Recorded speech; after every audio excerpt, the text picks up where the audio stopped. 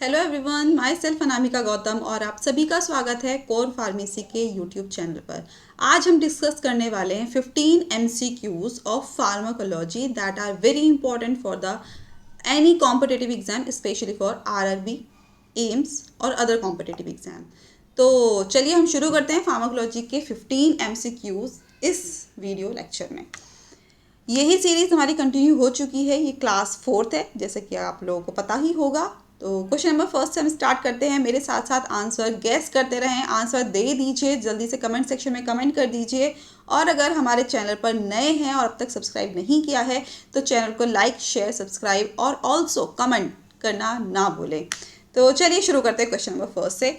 तो बताएं, question number first है which drug causes grey baby syndrome. बहुत कॉमन है, अक्सर पूछ लिया जाता है ये क्वेश्चन कि कौन सी ड्रग है जो कि ग्रे बेबी सिंड्रोम को कॉज करती है। क्लोरामफेनिकोल है, जेंटामाइसिन है, सिप्रोफ्लोक्सासिन है या फिर एरिथ्रोमाइसिन है। तो ग्रे बेबी सिंड्रोम कौन सी ड्रग से होता है, और इसका आंसर हो जाएगा क्लोरामफेनिकोल। तो क्लोरामफेनिकोल का एक एडवर्स इफेक्ट है ग्रे बेबी सिंड्रोम, और ये किस में होता है, जो नवजात शिशु होते हैं, ठीक है, उनके अंदर ग्लूक्रोनाइल ट्रांसफेरेज एंजाइम की कमी हो जाती है, जिस दौरान क्लोरामफेनिकोल को या तो मदर ले रही होती है या फिर बच्चे को अगर मिलता है ये, तो उसके उस बेबी के अंदर, उस न्यूनेट के अंदर ग्लूक्रोनाइल ट्रांसफेरेज एंजाइम की कमी हो जाती है, जिसकी वजह से जो क्लोरामफेनिकोल ड्रग दी जा रही है वो एक्युमुलेट होना, जमना शुरू हो जाती है, जिसकी वजह से ग्रे बेबी सिंड्रोम होता है।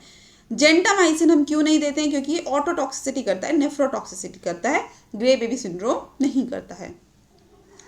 सिप्रोफ्लोक्सासिन क्यों नहीं दे रहे हैं? क्योंकि कार्टिलेज डैमेज करता है। एरिथ्रोमाइसिन GI अपसेट करता है, और जो हमारा PQRST है ECG का, उस QT को प्रोलॉन्ग करता है, ठीक है।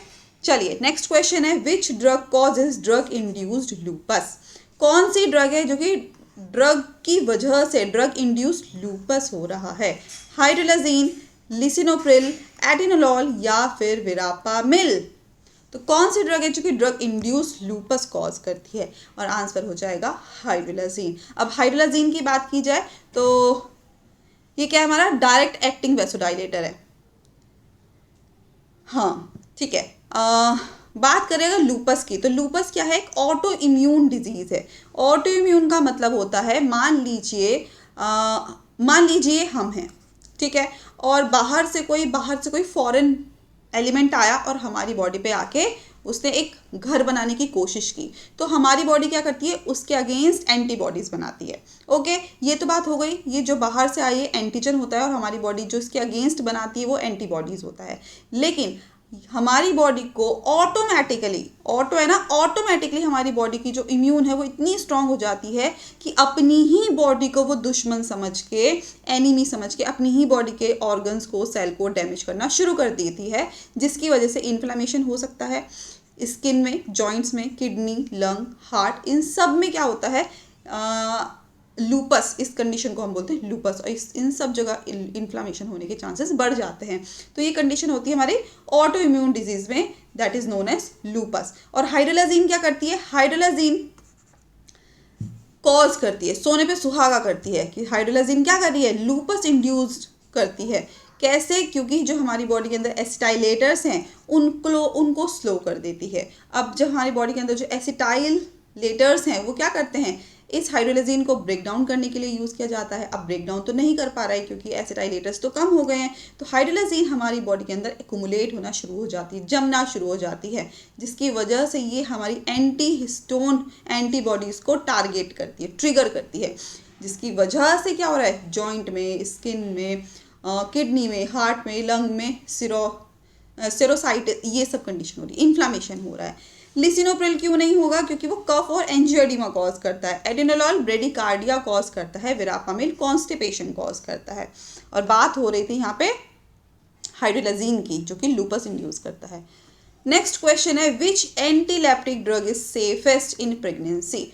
कौन सा ऐसा एंटी एपिलेप्टिक ड्रग है जो कि प्रेगनेंसी में सेफ है? क्या फिनेटॉइन है, क्या कार्बामेजेपिन है, क्या वेलप्रोएट है, क्या फिर लैमोट्रिग्रिन है? कौन सा एंटी एपिलेप्टिक ड्रग है जो कि सेफ है प्रेगनेंसी में, कि प्रेगनेंसी भी है और मिर्गी के दौरे भी पड़ रहे हैं, तो कौन सी ड्रग सेफ होगी, और आंसर हो जाएगा लेमोट्रिगीन। तो लेमोट्रिगीन क्यों प्रेगनेंसी में सेफ है, क्योंकि किसी भी तरह की टेराटोजेनिसिटी कॉज नहीं करता है, सेफ है प्रेगनेंसी में, क्योंकि इसकी जो क्लियरेंस है वो बहुत ज़्यादा है। भाई मान लो इधर लेमोट्रिगीन ली और वो जितनी बॉडी में जा रही है वो ज़्यादा से ज़्यादा हमारी बॉडी से बाहर निकल जा रही है, तो उस बॉडी का हमारे में रुकने का तो कोई मतलब ही नहीं है लेमोट्रिगीन का। तो एक्सक्रीशन ज़्यादा है, इसका मतलब जो प्रेग्नेंट वुमेन है वो ले सकती है क्योंकि उसका एक्सक्रीशन ज़्यादा है, वो बॉडी के अंदर हार्म नहीं करेगी क्योंकि उसका एकोमुलेशन नहीं हो रहा है। वेलप्रोइड फिनेटोइन टेराटोजेनिक है, वुम्ब को नुकसान पहुंचाती है, न्यूरल ट्यूब डिफेक्ट कॉज करती है, ठीक है, क्लेफ्ट पैलेट कॉज करती है, ओके। कार्बामेजेपिन क्यों नहीं, क्योंकि स्पाइना बिफिडा रिस्क कॉज करती है, जो स्पाइनल कॉर्ड है वहाँ पर कुछ प्रॉब्लम होने के चांसेस हो सकते हैं, जो हमारी स्पाइन है वहाँ पर। Which drug is use to prevent chemotherapy induced vomiting. अगर कैंसर की कीमो चल रही है, हम बोलते हैं कि फला फला इंसान की क्या कीमो चल रही है, तो अगर कोई ड्रग कीमोथेरेपी कॉज हो रही है किसी पेशेंट की, तो कौन सी ड्रग है जो कि कीमोथेरेपी से होने वाली वॉमिटिंग है उसको कंट्रोल करती है, उसको प्रिवेंट करती है।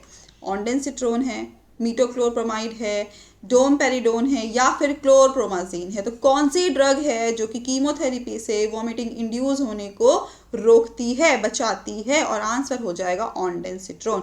ऑन्डेंसिट्रोन हमारी सेरोटोनिन रिसेप्टर एंटागनिस्ट है, जो कि कीमोथेरेपी के दौरान या कीमोथेरेपी के बाद जो वॉमिटिंग हो रही है, नॉजिया वॉमिटिंग कॉज होती है, उसको कंट्रोल करता है, उसको प्रिवेंट करता है।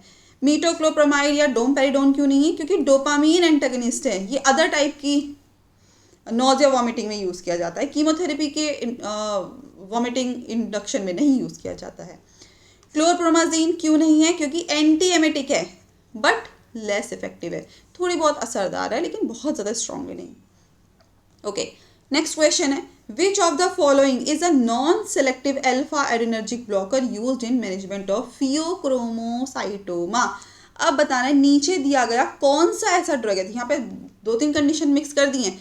पहली बात तो ऐसी ड्रग बतानी है जो कि non selective alpha adrenergic blocker है, ठीक है, नॉन सेलेक्टिव भी होनी चाहिए, अल्फा एड्रेनर्जिक रिसेप्टर्स को ब्लॉक करते हुए होनी चाहिए, जो कि यूज होती हो फियोक्रोमोसाइटोमा, जो एड्रेनल ग्लैंड से रिलेटेड जो ट्रॉमा है, ठीक है, उसके मैनेजमेंट में, ठीक है, उसके मैनेजमेंट में यूज करती हुई होनी चाहिए। फेंटोलामीन, प्राजोसिन, डॉक्साजोसिन या फिर टैमसुलोसिन। तो कौन सी ड्रग है non selective alpha adrenergic blocker which are used in management of pheochromocytoma. Answer हो जाएगा फेंटोलामीन। क्यों? अब सबसे पहले अगर हम बात करें फियोक्रोमोसाइटोमा का, तो मैंने बताया एक ट्यूमर है एड्रेनल ग्लैंड का या फिर एड्रेनल मेड्यूला का। ट्यूमर है एड्रेनल मेड्यूला का, जिसमें ज़्यादा से ज़्यादा कैटेकोलामाइंस, ठीक है, न्यूरोट्रांसमीटर है, ज़्यादा से ज़्यादा कैटेकोलामाइंस रिलीज होते हैं, स्पेशली एपिनेफ्रिन की बात हो रही है और नॉरएपिनेफ्रिन की बात हो रही है। अब फेंटोलामीन क्या करती है? फेंटोलामीन एक non selective alpha 1 alpha 2 blocker है, अल्फा 1 रिसेप्टर को भी ब्लॉक करती है और अल्फा 2 रिसेप्टर को भी ब्लॉक करती है, अल्फा 1 अल्फा 2 दोनों को ब्लॉक करती है, एड्रेनर्जिक रिसेप्टर्स को, और ये शॉर्ट टर्म कंट्रोल करती है हाइपरटेंशन को फियोक्रोमोसाइटोमा में, स्पेशली प्री और पोस्ट सर्जरी। अगर सर्जरी हुई है तो सर्जरी से पहले और सर्जरी के बाद जो हाइपरटेंशन हो जाता है, ठीक है, मान लो भाई किसी को ट्यूमर है एड्रेनल मेडुला में और उसका सर्जरी चल रही है, तो सर्जरी से पहले और सर्जरी के बाद जो हाइपरटेंशन है, जो बीपी बढ़ रहा है, उसको कंट्रोल करती है बाय ब्लॉकिंग अल्फा रिसेप्टर्स, ठीक है। क्यों? क्योंकि ये क्या किस तरीके का काम करती है? वैसोडाइलेशन का काम करती है। हाइपरटेंशन में क्या हो रहा है? वैसोकॉन्स्ट्रिक्शन हो रहा है, उस वैसोकॉन्स्ट्रिक्शन को रिलैक्स करती है, वैसोडाइलेशन कॉज करती है और रिड्यूस करती है, जो कैटेकोलामाइंस रिलीज हो रहे हैं, एपिनेफ्रिन, नॉरएपिनेफ्रिन रिलीज हो रहे हैं, उसको इनहिबिट करती है। ओके, आई होप आपको समझ आया होगा। प्राजोसिन और डॉक्साजोसिन क्यों नहीं है? क्योंकि सेलेक्टिव अल्फा 1 ब्लॉकर है, ठीक है, स्पेशली हाइपरटेंशन और बीपीएच के लिए यूज़ की जाती है। टैमसुलोसिन क्यों नहीं है? क्योंकि सेलेक्टिव अल्फा 1A ब्लॉकर है और ज़्यादातर बीपीएच में यूज़ की जाती है। ओके, नेक्स्ट क्वेश्चन है which anticoagulant acts by inhibiting factor 10A directly. ठीक है, 10A हम पढ़ते हैं लेकिन ये एक्टिवेटिंग फैक्टर है। ठीक है, 10th एक्टिवेटिंग फैक्टर। तो कौन सा एंटीकोगुलेंट है जो कि फैक्टर 10A को डायरेक्ट इनहिबिट करता है।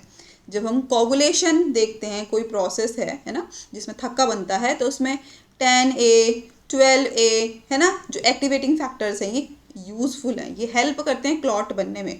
तो अब यहाँ पर क्वेश्चन ये पूछा गया है कौन सा एंटीकोगुलेंट है जो कि फैक्टर 10A को डायरेक्टली इनहिबिट करता है, कि घुमा के नहीं कि पहले 12A को इनहिबिट करेगा उसके बाद 10A को इनहिबिट करेगा, नहीं, डायरेक्ट 10A को इनहिबिट कर रहा है। तो वारफेरिन है, हिपेरिन है, रिवारोक्साबेन है या फिर डेबिगेट्रान है। तो आंसर हो जाएगा रिवारोक्साबेन। रिवारोक्साबेन क्यों? क्योंकि रिवारोक्साबेन एक ऐसी ड्रग है जो कि डायरेक्ट 10A फैक्टर को इनहिबिट करती है। ठीक है, क्लॉट बनने को रोकती है, जिसकी वजह से जो फैक्टर A है वो इनहिबिट हो जाएगा और जो कोगुलेशन है, जो थक्का बन रहा है, वो प्रोसेस भी इनहिबिट हो जाएगा, जिसकी वजह से जो फाइब्रिन्स हैं वो नहीं बन पाएंगे। तो प्रोथ्रोम्बिन से थ्रोम्बिन नहीं होगा और स्टॉप हो जाएगा क्लॉट का फॉर्मेशन। ठीक है, नेक्स्ट है वारफेरिन। वारफेरिन हम क्यों यूज़ नहीं करते हैं? क्योंकि विटामिन के एंटागनिस्ट है। ये भी आपको ध्यान रखना है, कहीं पूछे क्वेश्चन में कि विटामिन के एंटागनिस्ट क्या है, दैट इज वारफेरिन, जो कि डिक्रीज करता है synthesis of factor 2, factor 7, factor 9 और फैक्टर 10 इनडायरेक्ट इफेक्ट है। ओके, हिपेरिन क्यों नहीं है? क्योंकि एक्टिवेट करता है एंटी थ्रोम्बिन 3 को। ठीक है, क्वेश्चन में क्या था? 10A इनहिबिटर होना चाहिए डायरेक्ट, जो कि थ्रोम्बिन 10A और फैक्टर 10A को इनहिबिट करता है। डेबिगेट्रान क्यों नहीं हो सकता? क्योंकि डायरेक्ट थ्रोम्बिन इनहिबिटर है, 10A फैक्टर के लिए नहीं। ओके, नेक्स्ट क्वेश्चन है which drug causes blue grey skin pigmentation. कौन सा ड्रग है जो कि ब्लू ग्रे स्किन पिगमेंटेशन के लिए रिस्पॉन्सिबल है, कॉज करता है? मीनोसाइक्लिन, डॉक्सीसाइक्लिन, टेट्रासाइक्लिन या फिर क्लोरेमफेनिकोल। तो कौन सा ड्रग है जो कि ब्लू ग्रे पिगमेंटेशन कॉज करता है हमारी स्किन का? तो आंसर हो जाएगा मीनोसाइक्लिन। ठीक है, तो मीनोसाइक्लिन एक ऐसी ड्रग है जिसको लंबे टाइम तक यूज़ करने की वजह से हमारी स्किन में मीनोसाइक्लिन का एडवर्स ड्रग रिएक्शन देखा जाता है, जिसकी वजह से हमारी स्किन में ब्लू ग्रे पिगमेंटेशन बढ़ जाता है, क्योंकि ये क्या करता है? मेलानिन का फॉर्मेशन बहुत ज़्यादा करता है। ओके, डॉक्सीसाइक्लिन, टेट्रासाइक्लिन नहीं हो सकता क्योंकि फोटो सेंसिटिविटी कॉज करता है, जो दांत हैं, जो टीथ हैं, उनको डिस्कलरेट करता है। क्लोरेमफेनिकोल नहीं हो सकता क्योंकि बोन मैरो सप्रेशन कॉज करता है। ओके, नेक्स्ट क्वेश्चन है which drug inhibits viral DNA polymerase in herpes infection. कौन सी ड्रग है जो कि वायरल डीएनए पॉलीमरेज को इनहिबिट करती है हर्पीज का अगर इन्फेक्शन है? एसाइक्लोविर है, डिजिडोडिन है, लैमिवोडिन है या फिर रिबाविरिन है? तो इसका आंसर हो जाएगा एसाइक्लोविर। ओके, तो एसाइक्लोविर एक ऐसी ड्रग है जो कि डीएनए पॉलीमरेज को, हर्पीज वायरस के इन्फेक्शन को ट्रीट करती है by inhibiting of DNA polymerase. तो एसाइक्लोविर के बारे में थोड़ा सा जानकारी लेते हैं। एसाइक्लोविर क्या है? एसाइक्लोविर एक ग्वानोसिन एनालॉग है। कोई पूछे किस टाइप का एनालॉग है, तो ग्वानोसिन एनालॉग है, जो कि इनहिबिट करता है पॉलीमरेज एंजाइम को, डीएनए पॉलीमरेज को, हर्पीज सिम्प्लेक्स वायरस में और वेरिसेला जोस्टर वायरस में। ठीक है, ये फॉस्फोराइलेट करता है, ठीक है, बाय वायरल थाइमिडीन काइनेज। जो वायरल के अंदर जो थाइमिडीन काइनेज है उसके अंदर फॉस्फोराइलेशन कॉज होता है, जिसकी वजह से जो वायरल चेन है, ठीक है, वो वायरल चेन ब्रेक हो जाती है, टर्मिनेट हो जाती है, जिसकी वजह से जो वायरस है वो अपने आप को ग्रो नहीं कर पाता है। जीरोवुडिन नहीं हो सकता है। क्यों नहीं हो सकता है? क्योंकि HIV के लिए है। ओके, और ये रिवर्स ट्रांसक्रिप्टेज एंजाइम को इनहिबिट करता है। हमारे पास क्या था? डीएनए पॉलीमरेज को इनहिबिट करने वाला। लेमिवोडिन क्यों नहीं होगा? क्योंकि HIV HBV ड्रग है और ये रिवर्स ट्रांसक्रिप्टेज एंजाइम को इनहिबिट करती है। वहीं अगर रिबाविरिन की बात की जाए तो ब्रॉड स्पेक्ट्रम एंटीवायरल ड्रग है, इनहिबिट करती है RNA सिंथेसिस को, डीएनए पॉलीमरेज को नहीं। Next question, which drug can cause SIADH? एक सिंड्रोम है, ठीक है। तो which drug can cause SIADH? Carbamazepine, phenytoin, valproate या फिर इथोसक्सेमाइड? कौन सी ड्रग है जो सियाड कॉज करती है? आंसर हो जाएगा कार्बामेजेपिन। क्यों? क्योंकि कार्बामेजेपिन क्या करती है? एनहेंस करती है action of ADH, anti diuretic hormone. देखो जिस टाइम हम कार्बामेजेपिन यूज कर रहे हैं ना, पूछा गया है कि कौन सी ड्रग SIADH कॉज करती है। तो SIADH का फुल फॉर्म होता है हमारा syndrome of inappropriate ADH secretion. ऐसा सिंड्रोम जिसमें इनअप्रोप्रिएट तरीके से, सही तरीके से ADH सिक्रीट नहीं होता है। तो कौन सी ड्रग है? कार्बामेजेपिन। अब कार्बामेजेपिन कर क्या रही है? कार्बामेजेपिन क्या करती है? एनहेंस करती है एंटी डायरेटिक हार्मोन के एक्शन को। एंटी डायरेटिक हार्मोन क्या है भाई? यूरिन के फ्लो को कम कर रहा है, तो यूरिन का बाहर निकलना रुक जा रहा है क्योंकि इसका एक्शन कार्बामेजेपिन बढ़ा दे रही है, जिसकी वजह से क्या होगा? बहुत ज़्यादा वाटर रिटेंशन होगा, वाटर रीएब्जॉर्प्शन बहुत ज़्यादा हो जाएगा हमारी बॉडी के अंदर, और उसकी वजह से हमारी बॉडी के अंदर जो सोडियम का लेवल है, ठीक है, वो डाइल्यूट हो जाएगा। क्यों? क्योंकि वाटर बढ़ गया है। वाटर बढ़ने की वजह से हमारी बॉडी के अंदर सोडियम का लेवल क्या हो जाएगा? बहुत ज़्यादा कम हो जाएगा, क्योंकि वाटर के साथ मिक्स होकर वो डाइल्यूट हो जाएगा। और इस कंडीशन में क्या कॉज करेगा? ये हाइपोनेट्रीमिया। एन हाई कैसे समझ में आएगा? हाइपो मतलब कम, और Na किसका सिंबल है? सोडियम का, तो हाइपोनेट्रीमिया होगा। और इसकी वजह से क्या होगा? SIA सियाड सिंड्रोम हो जाएगा। ओके, फिनोटाइन इसका आंसर नहीं होगा। क्यों? क्योंकि बिल्कुल अपोजिट एक्शन प्रोड्यूस करता है। ये ADH के एक्शन को बढ़ाता नहीं है बल्कि कम कर देता है, इसलिए उसका अपोजिट एक्शन है। वेलप्रोएट क्यों नहीं होगा? क्योंकि हिपैटोटॉक्सिसिटी कॉज करता है, पेनक्रेटाइटिस कॉज करता है, वेट बढ़ाता है, टीरेटोजेनिक है, ठीक है, तो ये सियाड से इसका कोई लेना देना नहीं है। इथोसक्सेमाइड हमारा इसका आंसर क्यों नहीं होगा? क्योंकि एब्सेंस सीजन में यूज किया जाता है। Next question, which drug is used in acute iron poisoning? कौन सी ड्रग को यूज किया जाता है एक्यूट आयरन पॉइजनिंग में? कि ठीक है आयरन की पॉइजनिंग हुई है लेकिन इतनी खतरनाक नहीं, इतनी भयंकर नहीं है। EDTA, डेस्फिराजिरोक्स, डिफिराजोक्सामिन या फिर डेफिरिप्रोन? आंसर हो जाएगा ऑप्शन डी, डेफिरॉक्सामिन। डेफिरॉक्सामिन को हमेशा ध्यान रखिएगा, अगर आयरन की एक्यूट पॉइजनिंग है तो डेफिरॉक्सामिन को यूज किया जाता है, क्योंकि ये चिलेटिंग एजेंट की तरह काम करता है। चिलेटिंग एजेंट, चिल ढूंढो, जस्ट चिल, तो चिलेटिंग मतलब चिल। ओके, तो डेफिरॉक्सामिन क्या है? चिलेटिंग एजेंट है, चिल करता है। अगर हम इसको IV रूट से देंगे, IM रूट से देंगे, तो आयरन पॉइजनिंग को ट्रीट करता है। क्यों? क्योंकि आयरन जो है वो इसके साथ बाइंड हो जाता है और क्या बनाता है? फेरिऑक्सामिन। क्या बनाता है? डेफिरॉक्सामिन से वो आयरन के साथ बाइंड होगा तो क्या बनाएगा? फेरिऑक्सामिन, जिसकी वजह से ये कैपेबल होगा हमारी बॉडी से बाहर निकलने के लिए। तो एक्सक्रीशन इसका बढ़ जाएगा। और हमें कैसे पता चलेगा कि एक्सक्रीशन चल रहा है? क्योंकि रेडिश कलर का यूरिन एक्सक्रीट होगा, जिसको बोलते हैं विन रोज कलर का। EDTA हम कहाँ यूज़ करते हैं? आयरन पॉइजनिंग में नहीं करते हैं, लेड पॉइजनिंग में करते हैं। अगर जिंक की पॉइजनिंग हुई है तो यूज़ करेंगे, कैडमियम की पॉइजनिंग हुई है तो यूज़ करेंगे। डेफिराजिरोक्स हम कहाँ यूज़ करते हैं? ये ओरल चिलेटर है। ज़्यादातर क्रोनिक आयरन पॉइजनिंग में, जब एक्यूट पॉइजनिंग में डेफिरॉक्सामिन, अगर खतरनाक हो गई है भाई साहब, अब तो कुछ भी हो सकता है, ठीक है, तो क्रोनिक आयरन पॉइजनिंग में यूज करते हैं डेफिराजिरोक्स। ओके, और डेफिरिप्रोन हम कहाँ यूज करते हैं? ये भी एक ओरल चिलेटर है, लेकिन इसको यूज किया जाता है क्रोनिक आयरन ओवरलोड में, अगर बहुत ज़्यादा ओवरलोड हो गया, इसलिए बोलते हैं कि बहुत ज़्यादा आयरन लेना भी खतरनाक हो सकता है। ओके, नेक्स्ट क्वेश्चन है, which lipid lowering drug can cause myopathy and rhabdomyolysis? कौन सा लिपिड लोअरिंग ड्रग है जो कि मायोपैथी कॉज कर रहा है और रेब्डोमाइलोसिस भी कॉज कर रहा है? स्टैटिन्स, एजिटिमाइब, बाइल एसिड सीक्वेस्ट्रेंट या फिर नियासिन? और आंसर हो जाएगा स्टैटिन्स। तो स्टैटिन्स हमारे वो लिपिड लोअरिंग ड्रग्स हैं जो कि मायोपैथी और रेब्डोमाइलोसिस दोनों कॉज करते हैं। अगर बात करें तो मायोपैथी क्या होता है? मसल पेन, ठीक है यार, आज बहुत दर्द हो रहा है, ठीक है। रेब्डोमाइलोसिस क्या है?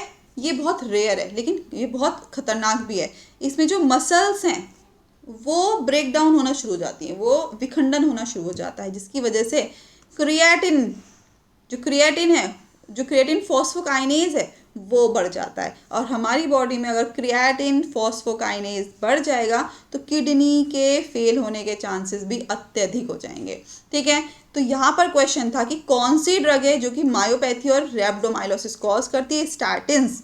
क्यों? क्योंकि स्टैटिन्स क्या है? HMG कोएंजाइम रिडक्टेज इनहिबिटर है और ज़्यादातर मोस्ट कॉमनली प्रेस्क्राइब की जाती है लोअरिंग, कम करने के लिए LDL कोलेस्ट्रॉल को। लेकिन इसके साइड इफेक्ट्स हैं वो आपको पता ही है, मायोपैथी और रैप्डोमाइलोसिस। ओके, एजिटिमाइब क्यों यूज़ नहीं करेंगे? क्योंकि एजिटिमाइब क्या करती है? इनहिबिट करती है इंटेस्टाइनल कोलेस्ट्रॉल एब्जॉर्प्शन को, और ये ज़्यादातर सच कोई मसल वीकनेस, मायोपैथी या रैप्डोमाइलोसिस कॉज नहीं करती है। बाइल एसिड सीक्वेस्ट्रेंट की बात की जाए तो बाइल एसिड क्या करती हैं? LDL को कम करती हैं लेकिन GI को अपसेट करती है। उसका हमारे रैप्डोमाइलोसिस और मायोपैथी से कोई लेना देना नहीं है। नियासिन की बात की जाए जिसको हम विटामिन B3 बोलते हैं, ये LDL को कम करता है। भाई तीनों ही आप देख रहे हो LDL को कम करते हैं, लेकिन ये हमारे रैप्डोमाइलोसिस और मायोपैथी कॉज नहीं कर रहे हैं। तो नियासिन क्या करती है? फ्लशिंग कॉज करती है, ईचिंग कॉज करती है, फ्लेयर कॉज करती है, हाइपर यूरिसीमिया कॉज करती है, हाइपरग्लाइसीमिया कॉज कर रही है। ओके, नेक्स्ट क्वेश्चन है which drug is nucleoside reverse transcriptase inhibitor? कौन सी ड्रग है जो कि न्यूक्लियोसाइड रिवर्स ट्रांसक्रिप्टेज इनहिबिटर है? रिटोनाविर, इफाविरिनेज, नेविरापिन या फिर ज़िरोवुडीन? और आंसर हो जाएगा इसका, आई होप आप सही होंगे। तो क्वेश्चन नंबर 12 का आंसर हो जाएगा ज़िरोवुडीन। ज़िरोवुडीन क्या है? न्यूक्लियोसाइड रिवर्स ट्रांसक्रिप्टेज इनहिबिटर है। अगर आप लोगों ने क्लासिफिकेशन याद किया है एंटीवायरल ड्रग्स का तो आपको यहाँ पर ज़रूर पता होगा। तो ज़िरोवुडीन क्या हमारी NRTI है जो कि वायरल DNA में जाके उसकी वायरल की चेन को खलास कर देती है और HIV के रेप्लिकेशन को, क्योंकि HIV क्या है? वायरस है, उस वायरस के बढ़ने को आगे फर्दर रोक देती है, स्टॉप कर देती है। रिटोनाविर क्यों नहीं हो सकता? क्योंकि प्रोटीएज इनहिबिटर है। यहाँ पे क्या पूछा गया है? न्यूक्लियोसाइड रिवर्स ट्रांसक्रिप्टेज इनहिबिटर पूछा गया है। इफाविरिनेज क्यों नहीं सकती? क्योंकि non nucleoside reverse transcriptase inhibitor है। ठीक है, न्यूक्लियोसाइड रिवर्स ट्रांसक्रिप्टेज इनहिबिटर नहीं है। और नेविरापिन क्यों नहीं है? क्योंकि वो सेम इफाविरिनेज की तरह है, नॉन न्यूक्लियोसाइड। क्वेश्चन नेक्स्ट है हमारा, Which of the following is a selective serotonin reuptake inhibitor? कौन सा नीचे दिया गया है जो कि सेलेक्टिव सेरोटोनिन रीअपटेक इनहिबिटर है? फ्लुक्सेटीन, एमिट्रिप्टाइलिन, इमिप्रामिन या फिर फेनल्जीन? तो आंसर हो जाएगा क्वेश्चन नंबर 13 का फ्लुक्सेटीन। फ्लुक्सेटीन, ये भी हमें क्लासिफिकेशन से पता चलता है कि जो फ्लुक्सेटीन है वो सेलेक्टिव सेरोटोनिन रीअपटेक इनहिबिटर है। ठीक है, 5-HT रीअपटेक को इनहिबिट करता है। कहाँ से? प्री सिनेप्टिक न्यूरॉन में। तो प्री सिनेप्टिक न्यूरॉन से रीअपटेक को इनहिबिट करता है ताकि जो सेरोटोनिन की कैपेसिटी है वो उनके सिनेप्टिक क्लेफ्ट में बढ़ सके और ज़्यादा से ज़्यादा सेरोटोनिन का लेवल बढ़ जाए। और सबको पता है अगर आपका सेरोटोनिन लेवल बढ़ा है तो आप खुश हैं। ओके, खुश हैं तो डिप्रेशन नहीं है। एमिट्रिप्टाइलिन और इमिप्रामिन क्यों नहीं है? क्योंकि ये ट्राइसाइक्लिक एंटी डिप्रेसेंट ड्रग हैं। फेनल्जीन क्यों नहीं है? क्योंकि माओ इनहिबिटर है जो कि इनहिबिट करता है मोनोअमीन के ब्रेकडाउन को। Next question, which hormone regulates calcium level by decreasing blood calcium concentration? कौन सा हार्मोन है? ये बहुत अच्छा क्वेश्चन है ना। कौन सा हार्मोन है जो कि कैल्शियम लेवल को रेगुलेट करता है हमारे ब्लड में कैल्शियम कंसंट्रेशन को कम करके? पैराथायरॉयड हार्मोन है, कैल्सिटोनिन है, विटामिन डी है या फिर एल्डोस्टेरॉन है? तो कौन सा ड्रग है जो कि कैल्शियम को रेगुलेट करता है, कैल्शियम लेवल को हमारी बॉडी में ब्लड में से कैल्शियम कंसंट्रेशन को कम करके? तो आंसर हो जाएगा कैल्सिटोनिन। और कैल्सिटोनिन क्या है आपको पता होना चाहिए कि थायराइड ग्लैंड 3 टाइप के हार्मोन रिलीज करती है, T3, T4 और तीसरा कैल्सिटोनिन। ओके, ये 3 टाइप के हार्मोन थायराइड ग्लैंड सिक्रीट करती है। तो कैल्सिटोनिन सिक्रीट होता है थायराइड C सेल से। जिसका काम होता है ब्लड के अंदर कैल्शियम को कम करना। कैसे? ये इनहिबिट करता है ओस्टियोक्लास्ट की एक्टिविटी को। जब ओस्टियोक्लास्ट की एक्टिविटी बोन्स के अंदर कम हो जाती है तो कैल्शियम का एक्सक्रीशन किडनी में बढ़ जाता है। ओके, तो कैल्शियम क्या हो जाता है, बॉडी से बाहर निकलना शुरू हो जाता है। पीटीएच इसका आंसर नहीं है। क्यों? क्योंकि जो पीटीएच है वो कैल्शियम को बढ़ाता है bye promoting bone resorption. Okay, vitamin D क्यों नहीं है? क्योंकि एनहेंस करता है कैल्शियम का एब्जॉर्प्शन गट से। एल्डोस्टेरॉन क्या है? ज़्यादातर रेगुलेट करते हैं सोडियम को, पोटेशियम को, कैल्शियम से तो इसका कुछ ऐसा खास लेना देना नहीं है। नेक्स्ट क्वेश्चन है, which drug is the first line therapy for type 2 diabetes mellitus? कौन सा ड्रग है जो कि फर्स्ट लाइन थेरेपी है टाइप 2 डायबिटीज मेलाइटस में? क्या ग्लिपेजाइड है? क्या मेटफॉर्मिन है, पियोग्लिटाजोन है, या फिर इंसुलिन है? तो क्वेश्चन नंबर 15 का आंसर हो जाएगा first line therapy for type 2 diabetes mellitus. Answer हो जाएगा यस, मेटफॉर्मिन। हमेशा ध्यान रखिएगा, मेटफॉर्मिन हमारी फर्स्ट लाइन ट्रीटमेंट होगा टाइप 2 डायबिटीज मेलाइटस के लिए। क्यों होगा? क्योंकि मेटफॉर्मिन जो है वो डिक्रीज करती है, कम करती है किसको? Hepatic gluconeogenesis. लीवर के अंदर ग्लूकोज के नया फॉर्मेशन को रोकती है। तो जब नया ग्लूकोज नहीं बनेगा तो पेरिफेरल इंसुलिन की जो सेंसिटिविटी है वो इम्प्रूव हो जाएगी, वो अच्छी हो जाएगी, जिसकी वजह से इंक्रीज ग्लूकोज का जो अपटेक है, जो ग्लूकोज का मसल्स में जो यूज़ है वो बहुत ज़्यादा बढ़ जाएगा, और नया तो बन नहीं रहा है। इस तरीके से क्या होगा, फर्स्ट लाइन ट्रीटमेंट में मेटफॉर्मिन टाइप 2 डायबिटीज मेलाइटस में काम करती है। ग्लिपेजाइड क्यों नहीं है? क्योंकि सल्फोनाइल यूरिया कैटेगरी को बिलोंग करती है, इंसुलिन सिक्रीशन को बढ़ाती है।